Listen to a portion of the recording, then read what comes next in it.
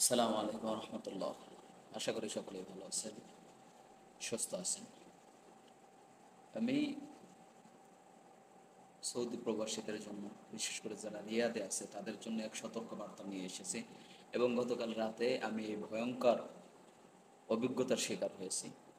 আমি একটা প্রয়োজনে আমার প্রিয় দুই ভাইয়ের কাছে গিয়েছিলাম। আমার পাশেই থাকে, একটু দূরে। তো আমি তাদের কাছে গিয়েছিলাম, কথাবার্তা বলে কাজটা সেরে আসতে আসতে প্রায় রাত 11:30 12টা। যা সৌদি আরবে বেশি রাত না, মোটামুটি আর কি রাত, সন্ধ্যা হয়েছে এরকম বললেই চলে। তাদের কাছ থেকে জরুরত ছেড়ে আমি রওনা হয়েছি আমার রুমের দিকে, বাসার দিকে। তো আসার পথে আমার রুমে আসার পথ হলো তিনটা। দুইটা হলো একেবারেই ফাঁকা পথ, যে পথে রাত্রেবেলা মানুষজন চলাচল করে না। আরেকটা হলো জনসমক্ষে আর কি, মানুষজন সবসময়ই থাকে এরকম একটা পথ। তো আমি ওই জনসমক্ষে যে পথটা, সবসময় যেখানে মানুষজন থাকে ওই পথ দিয়েই আমি আসতেছিলাম।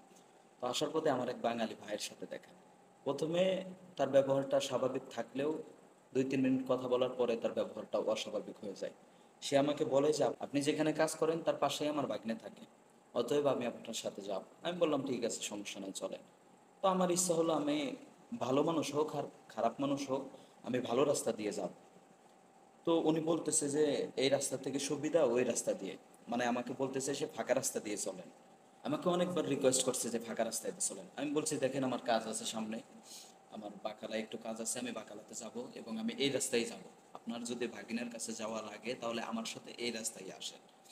এই লোকটা তখন আমার উপর একটু রাগ হইল, বলল যে না, ফাঁকা রাস্তায় চলে। আমি বললাম যে অসম্ভব, আমি এই রাস্তা দিয়েই যাব। তারপর লোকটা রাগ করে চলে গেল, আমার সাথে আর তার ভাগ্নের কাছে আসলো না। এখন বলেন তার উদ্দেশ্যটা কী ছিল? অবশ্যই আমাকে হেনস্থা করা, অন্তত পক্ষে কোনো কিছু না করলেও আমার মোবাইল এবং আমার কাছে টাকা পয়সা এগুলো নেওয়ার ধান্দা ছিল। সে কিন্তু বাঙালি, কোনো সৌদি না। সৌদি আরব বর্তমান রিয়াদের অবস্থা খুব খারাপ। এখানে যা কিছু হইতেছে, যা কিছু করতেছে সব বাঙালিরা। অতএব প্রবাসী ভাইরা সাবধান, সকলে সতর্ক থাকবেন। কেউ কোনো কিছু বললেই হুট করে তার কথায় আপনি রাজি হয়ে যাবেন না। কেউ গাড়িতে উঠতে বললেই উঠে যাবেন না। কেউ ফাঁকা মাঠে যাইতে বললেই ফাঁকা মাঠে চলে যাবেন না। সতর্ক থাকবেন। আমার আপনার পাশের লোকই, আমার আপনার আশেপাশের লোকেরাই এই সমস্ত কাজ করে। অতএব সকলেই সাবধান। দোয়া করি সকলে ভালো থাকেন, সুস্থ থাকেন। দোয়া করবেন আমার জন্য। অবশ্যই আল্লাহ তাআলা আমাকে আমার মা বাবার দোয়া এবং আপনাদের দোয়া ভালোবাসার কারণেই এরকম একটা বিপদ থেকে উদ্ধার করছে। সকলে সতর্ক থাকবেন। খুদা হাফেজ।